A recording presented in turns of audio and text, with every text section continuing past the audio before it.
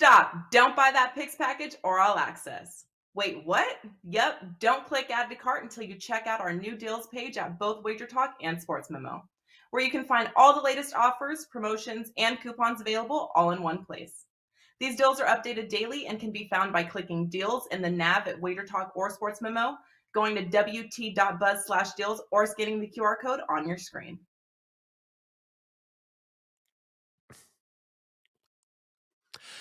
Happy Thursday, guys. Welcome in right here to WagerTalk TV. You're watching Puck Time. I'm Andrew. I have Carmine with me and Bryan, Leonard. Guys, a crazy, crazy night in the NHL. But hey, a lot of these nights have been crazy. But wow, what a game. What a difference, really, in games last night from the Eastern Conference to the Western Conference. Starting off with Carolina and New York, I mean, I mentioned it might be a slower paced game and a slower paced series between those two teams. Well, you can't get much slower than that. 1-0 for a large part of that game. Carolina ties it up late in the game, sends it to OT, and they win it there. And, well, pretty much the exact opposite, guys, in the Calgary and Edmonton Battle of Alberta. Wow, I just cannot believe that. I mean, two teams that were coming off a series against great goaltenders, and the floodgates just opened up. What a game. Very exciting. Definitely kept me up. I was staying awake for that one, and some enjoyable hockey there. But Calgary takes game one. Carolina takes game one. And I think both those series are going to be some great ones. Looking forward to breaking down today's games, though. Of course, we do have Florida, the Panthers, and the Tampa Bay Lightning. And we have the Colorado Avalanche and St. Louis Blues going head-to-head for Game 2 of their individual series. Looking forward to tonight's card, though. I want to mention I still have a 5% MLB play up going this afternoon. You guys can grab that and use the MLB15 promo code to get a discount on that. Carmine, over to you, man. How was your night, and what are your thoughts on the two different style of games there? I mean, one is a defensive battle, and one is pretty much the opposite of that. Yeah, it was definitely quite the game. I got my free meal yesterday. We went to the Blue Bloods Steakhouse, a mutual friend of Prez and I's, and Prez made good on his Calgary not making the playoffs bet that he had with me. So I had a very good meal, watched some of that Carolina game, and then watched most. Andrew, I'm not going to lie, I watched probably the first half of the Calgary game because I had over 6 in that game. I had already lost the regulation play on Carolina, so I just needed the over, and it was pretty much a wash with very, very minimal juice. And when it was, I think, 6-1, I think the score was like 6-1. I'm like, all right, I'm done. I'm going to sleep. And I go because Edmonton's done. And then I wake up and I see the final score of 9-6 and see that it was actually 6-6 at one point. So I PVR all the games. So I watched it this morning from the point where I crashed out to the end. And I'm like, how did these guys make it 6-on-6? 15 goals. 13 of them were 5-on-5.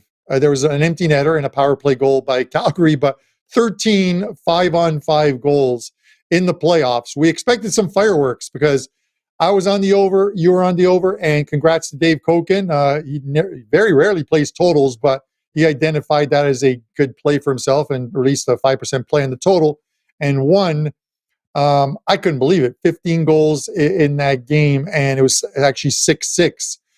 I don't know which Mike Smith showed up, but even the shots on goal, like 48-28. So the Oilers had like 6 goals on 28 shots. So it wasn't the best performance by Markov, but definitely not the best performance by Smith. Chased him very quickly. What a game. I don't know if that's a story of what's going to happen the rest of this series between these two teams, but they gave anyone who bought a ticket to that game their money's worth. I can tell you that much.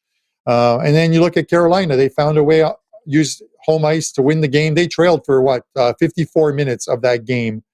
And I think it was, and somehow found a way to win it in OT. So kudos to them. Bryan, how was your night? Everything was good. Had 2 baseball plays up yesterday, won them both. Did lose the NBA game, but Nothing in hockey yesterday, nothing in hockey for me today.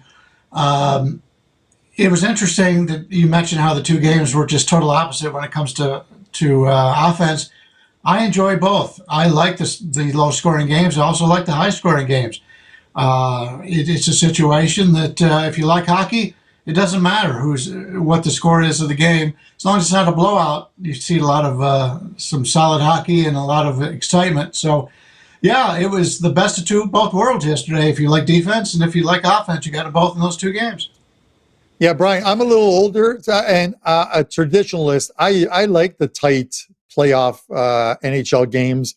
I think mainly from a betting aspect, because if I can find the right team, I don't mind sweating out those little 3-2 type games or 3-1 type games. It's the exact opposite in these high scoring games because I feel like my lead is never safe in a game. And how would anyone on Calgary yesterday, when your team is up, I think 6-1, feel or 6-2, feel safe in that game when the Oilers come back and score 4 goals, make it 6-6? At some point, you're thinking to yourself, "My God, what happened, Calgary? You're going to blow this lead. How do you do it?" But they didn't. But it's my point in a game with 15 goals. I don't know how at any point until that empty netter went in, you felt safe having a side or even a puck line, or the only person happy was anyone who had the total. Yeah, there was a point, guys, last night. I was having some fun on Twitter. I tweeted out, are there even goalies in the net right now? I mean, I don't care who's in. It doesn't look like there is anybody there. And, and the funny thing is Mike Smith gets pulled and all the jokes about Mike Smith come back to life. And then Koskinen gives up more than Smith did. So, and Markstrom didn't have a great game either. So it was just a crazy game. And one of those games where every single chance you thought was going to be a goal. It was just automatic. It was like video game type stuff out there. So it'd be interesting to see what happens in game 2 as far as the total goes and just as far as that pace of play. But the biggest point I took out of that was one that Carmine made, was the fact that it's not like it was a power play fest out there. That's what's crazy. All these goals get scored and they're 5-on-5. Imagine if we had like 2 or 3 more power plays. This game could have gotten up to 20 goals or something like that, but it was unbelievable. And let's try and hope we see something like that tonight and some more entertaining hockey games. And just like both these guys said, I can get up for the first game and I can get up for the second game. And I think it's kind of cool. We had a perfect example of a defensive battle and first team to 9 wins type of game. Let's jump into our first game. We're going to talk about today, Florida and Tampa Bay. Of course, Tampa Bay takes game 1 of the series in Florida. They're plus 145 on the road. Florida minus 170 now at home. Total at 6.5.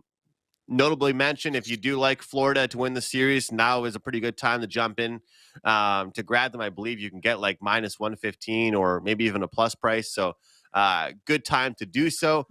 But look, I think that Florida was in that game a lot more than the scoreboard says. I thought it was the value was on Tampa Bay. I didn't really like the price that Florida was getting by any means.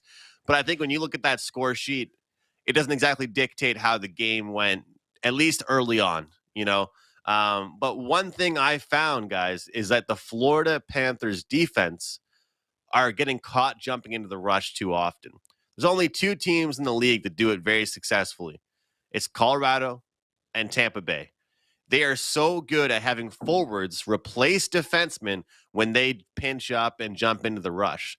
The problem is when Florida Panthers defensemen jump into the rush, I think their forwards forget to go back on D and replace that right D or replace that left D, and it turns into odd man rushes the other way. When I look at this game, of course, it went under the posted total. And of course, it was followed up by that St. Louis game that also went under, but was deserving of going, it seemed like 8 goals in that game. I expect goals in this one, guys, but I expect goals early and often here between these two. This is a big game here for Florida, and I think that Florida can't get into another low-scoring battle, at least out the gate with the Tampa Bay Lightning. So I think I like the half unit on the over 1.5. and half unit on the 2 as far as the first period goes. Kind of like one of those Asian lines you see in soccer there, Carm. I'm on the over 1.75 goals here in the first period. What are your thoughts here on that play and tonight's game? Yeah, it's funny because I posted up a free play on WagerTalk on a Sunday soccer game where the line is 1.75, and I think it's just going to be an absolute one-sided annihilation. But we're talking hockey, not European football. Andrew, it's funny because during the first round of the NHL playoffs, we saw the totals in the East were going. If you were betting overs in the East, you were making a bunch of money. You cleaned up in the first round. If you bet the overs in the Western Conference, you lost the money. It was a losing proposition. I think 3 games under the total overall. With that said, I think we're going to see this flip in the second round. I think the West is going to be a little higher scoring. I think the East might be a little lower scoring. I can see the point of goals in this game, but Tampa just played a very good defensive game in game 1, and the pressure's squarely on Florida. Can they bounce back like they did in round 1 of the playoffs, where they lost the opener to Washington and then basically ran them over in game 2? You look at the keys of the game for this one here, and it's number 1 for the Panthers: stay out of the box. If you give Tampa a power play, and they did in the first game, they gave them 6. Tampa scored on 3 of them. You are going to lose to Tampa, especially because your own power play, and that's another key to the game.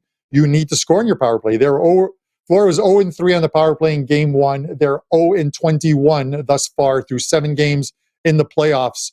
And this is a team, I think, that was ranked 5th during the regular season with the power play. You've got to score goals with your specialty teams. Be better on the faceoffs.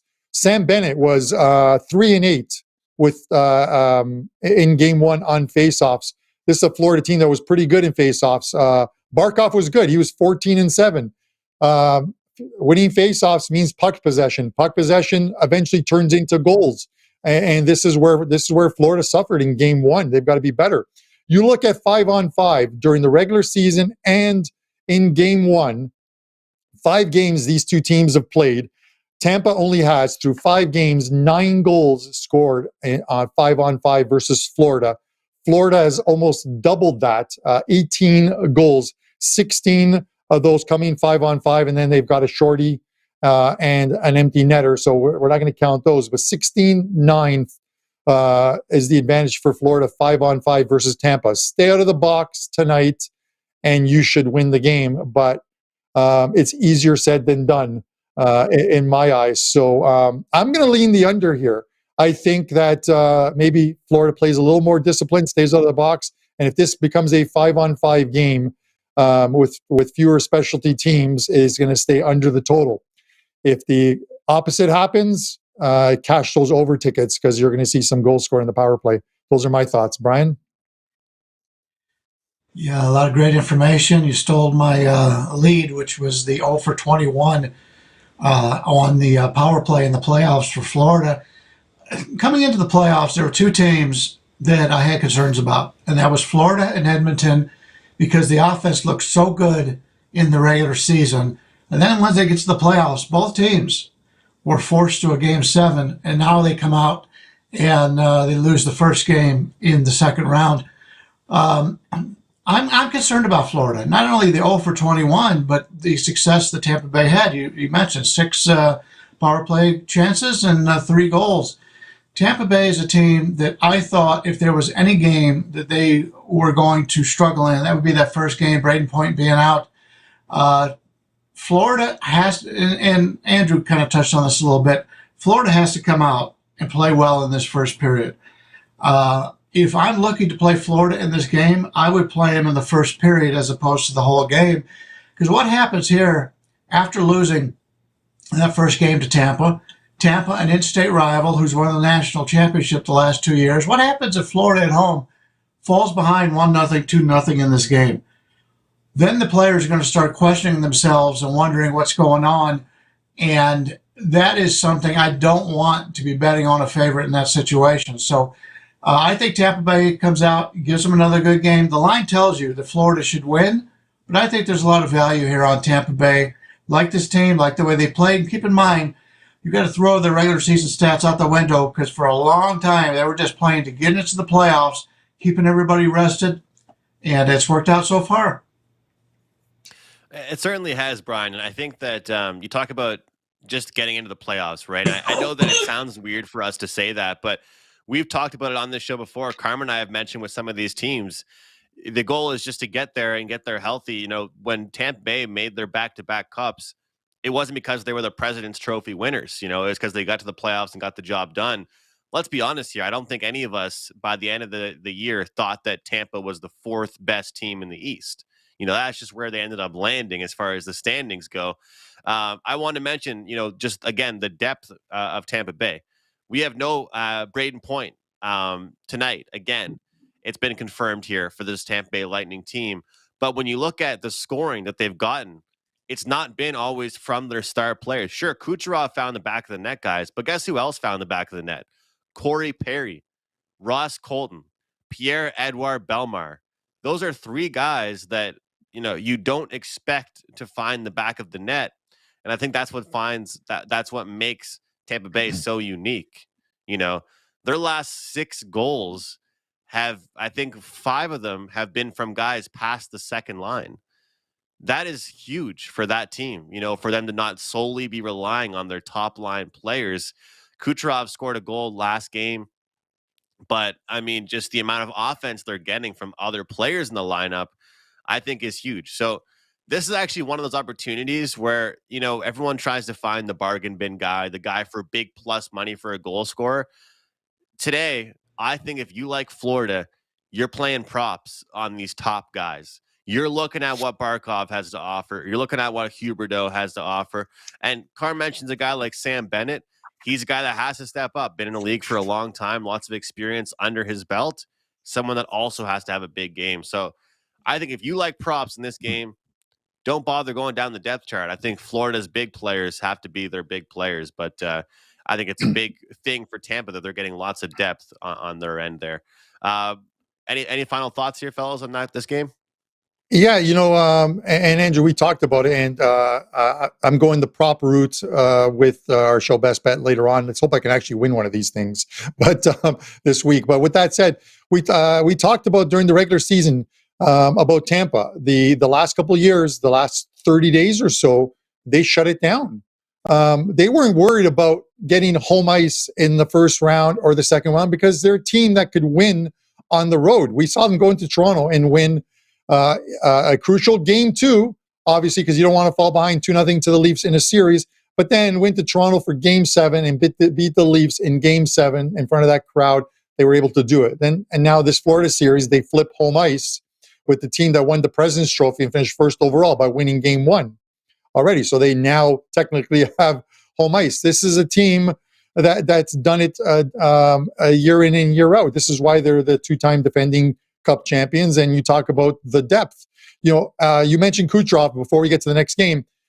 The guy looked like he was playing 3-on-3 out there in this game. Like in the Panthers defensive zone, he was untouched every time the guy had the puck. There wasn't someone within like 3 or 4 feet of them, and you saw him turn one of the defensemen around on that goal that they scored. This guy is just absolutely insane, and it just looked like he was on something because he was just that much quicker than everyone else in game 1. Yeah, I'm looking forward to seeing what happens here and how we get a response from the Florida Panthers. But either way, we're in for 2 really, really good games here again tonight. Let's jump into game 2. I'm going to go to Brian first on this one with St. Louis visiting Colorado again. And Brian, you know, as far as expected goal goes and all these advanced numbers, we could probably argue that, you know, Colorado deserved plenty more than what they ended up finishing with. Despite the fact the game ended up being a 1-goal affair here.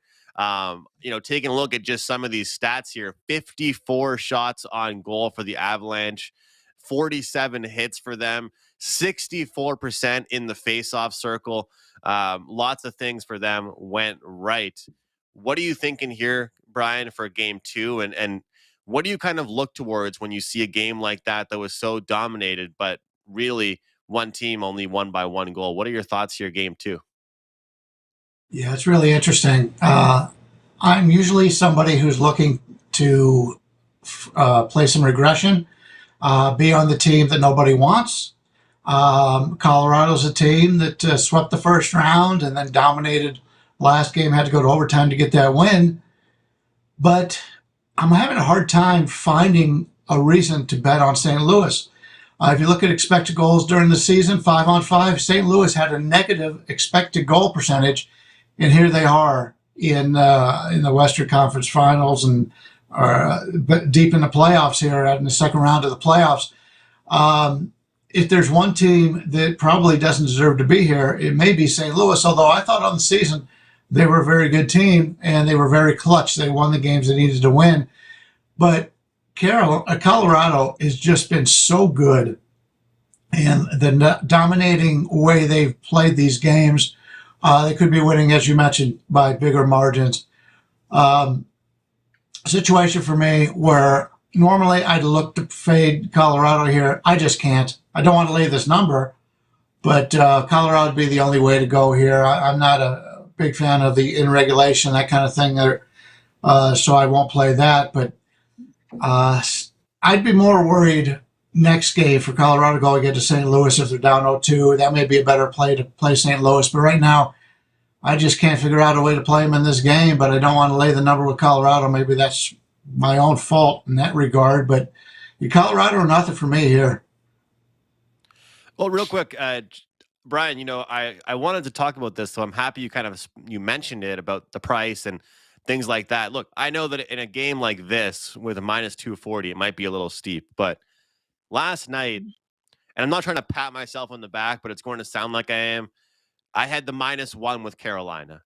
And I know they got, outplayed for the majority of the game there, but once they tie that game up and it goes to overtime and they win, I get the push. Whereas if I would have played the regulation, that's a loss for me. And what I did over at WagerTalk, I wanted to have 2% of my bankroll total on that play.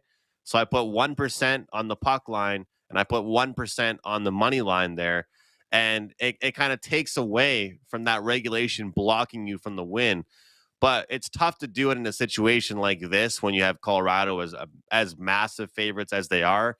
Last night, I believe it was something like -170 on the money line and +150 on the other side with the puck line for Carolina. But I recommend people do that, especially in the playoffs. Maybe you don't want to always do that in the regular season. I play regulations a lot in the regular season. I don't think I've played one regulation so far in the playoffs, for the reason being that I just don't want to let an overtime, do that to me. But in this game, it's hard to find the opportunity. I feel like, Carm, the only way to go, if you want to avoid the juice, is the puck line or the team total. And after seeing how Colorado dominated here, do you think St. Louis can use, hey, we still kept it close? Or are they going to say, you know what, even though we kept it close, we still got dominated. We got to step it up here. What are your thoughts here, Carm, game 2? Yeah, it's tough because even if you look at the last series, you never want to have, it might be different with the Avalanche, but you never want to have a knee-jerk reaction of what happened in game 1 and think the exact same thing is going to happen in game 2. In game 1 against Nashville, they came out and they absolutely blew the doors off the Preds, and then the Preds played their best game of the whole series in game 2, taking the Avs to overtime and winning the game 2-1 in a game where the Avs dominated again. They just couldn't score in that game. Then went on to sweep. But it was almost a mirror image of what the Blues did in this game. In game 1, I think they sacrificed some offense for defense in that game. And they tried to steal it, but they didn't. They almost did, but they didn't. Got it to overtime, but couldn't get a shot on goal. They got outscored or outshot 13-1. But you look at Andrew. Look, if you look at the keys of the game, it's sort of the same thing. The Blues were, I think, top 15. I think they're 14th last year in faceoffs, and the Avs were like 28th, the 4th or 5th worst team last year during the regular season in faceoffs.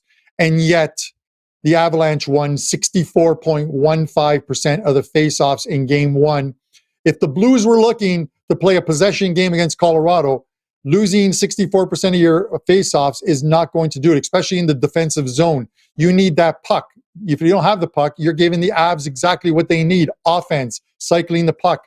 And this is why they had 50 some odd shots on goal, including that overtime. You can't do that. And then the second thing is, what were the Blues during the regular season? The best team in the second period of play. They scored 124 goals in the second period during the regular season, a plus 51 differential in the second period, where the Avs were plus 22. And in the round one of the series, in the second period against Minnesota, they outscored Minnesota 8-2 in the second period. And yet the Avs blew their doors out in the second period of game one. You can talk about sort of the rarefied air in Colorado in the second period, people sucking air. And that's what Colorado does to you. They bury you in the second period. St. Louis were bad in the second period, and this is where they normally are a very good team. 18-9 were the shots on goal in the second period of game one. And on top of that, 13 block shots for St. Louis. They threw 31 pucks at the net in the second period alone on St. Louis. That's where they won. You can say they won that game. The Blues got to be better, and I think they will be better. I think, and we'll likely see some goals tonight. Do I want to take the Blues plus 1.5? No. It's one of those ones, Andrew, where you look at team totals. I think the Blues team total and possibly the Avs team total, if you're not paying a lot of juice, you can look at taking those team totals over here in this one. Well, I mean, we saw it with Calgary and Edmonton. They come off a series, not just a game, but a series where they had so many chances through 7 games. And they're pretty much both involved in low-scoring games throughout all of those games.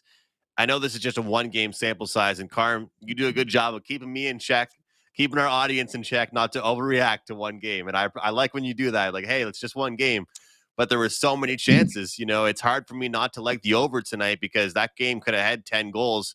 That game, could have very well, Calgary, with 9 goals last night, Colorado could have easily had 6 if it wasn't for Jordan Binnington doing what he does in the postseason. So it's so interesting looking at a game like this, because do you bet against a hot goaltender to just slow down, or do you think, what, this Colorado team played a great game and they still only scored a couple goals? I think, in looking at this game, I'm going to take the approach of St. Louis might try and play a similar game. They had a great season. And yeah, we have to remember, they finished with 311 goals in the Western Conference. Only one other team scored more goals than them, and that was Colorado with 312. So this team can score goals. This team also played some defense. I think they have to go back to that scoring and trying to score goals.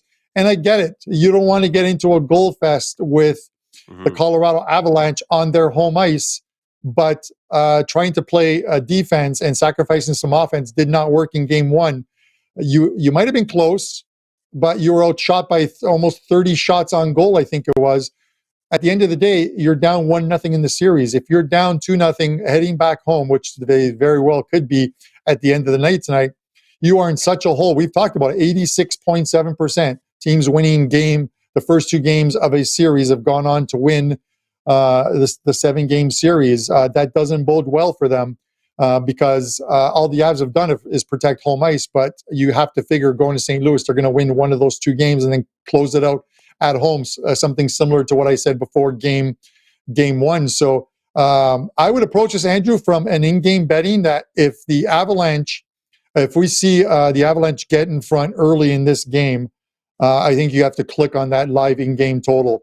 If it's still at 6.5 juiced, you take the over. If it's at 7.5 plus money, because I think at some point the Blues are going to have to come out of that defensive shell, and they'll get theirs. So we could see some goals. So live in-game betting might be the way to go.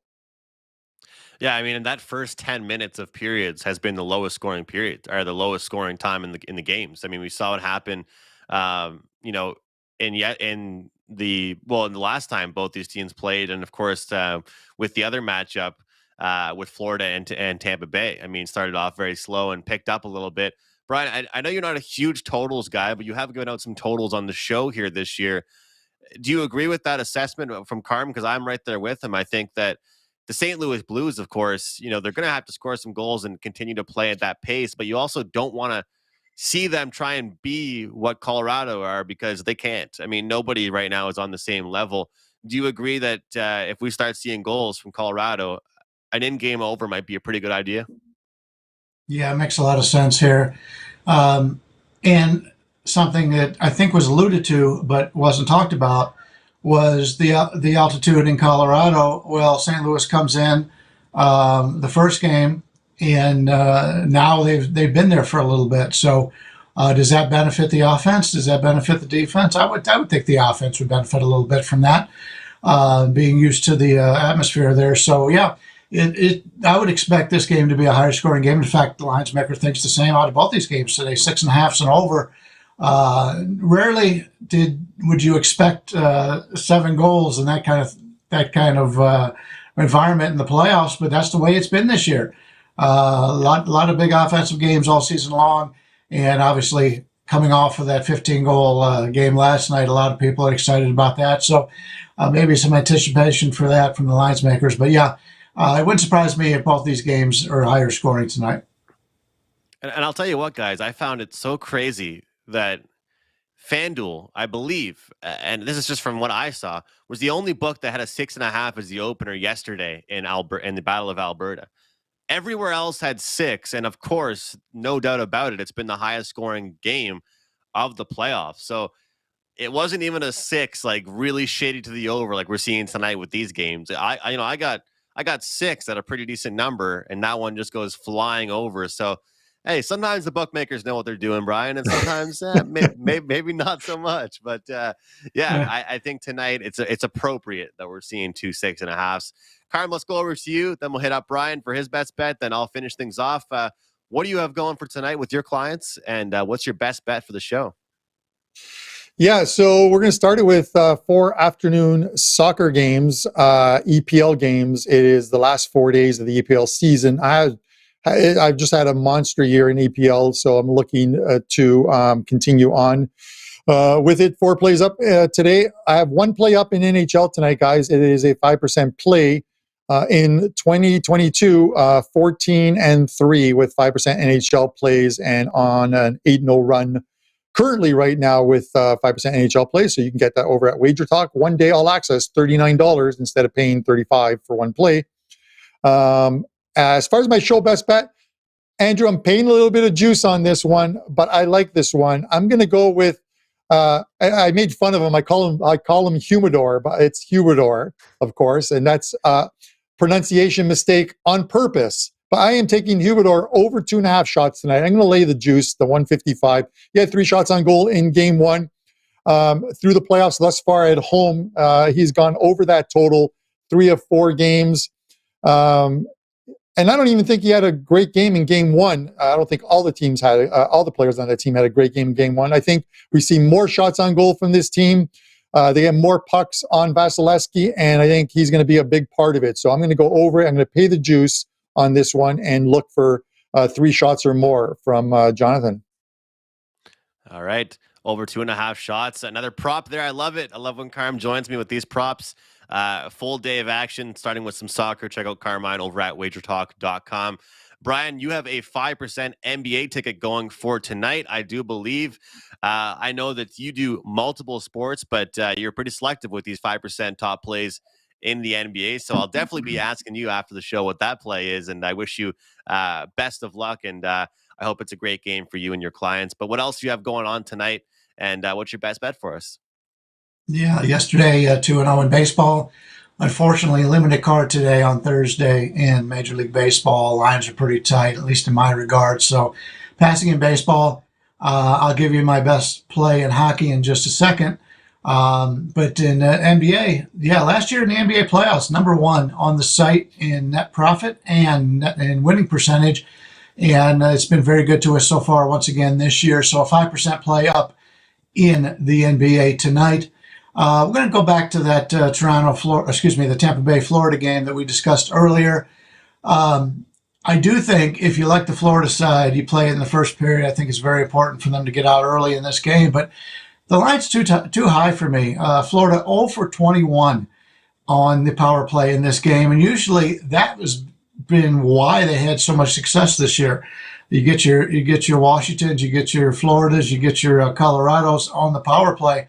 Tremendous teams when they get that advantage. They haven't been able to do it so far in the playoffs. I can't count on them to all of a sudden turn it around here against a Tampa team who we all know defending back-to-back champions, playing an in-state rival. Obviously, they've had a lot more success than Florida's had. And if Florida falls behind in this game, it's going to be tough for them to come back against this Tampa team. I think the line's too high. I'll take Tampa. Plus the 140 or so is my best bet on the show tonight. Awesome stuff. Tampa Bay there on the money line. Once again, guys, check out Bryan, WagerTalk.com. Top play tonight in the NBA. What a great time to be a sports fan and a sports bettor.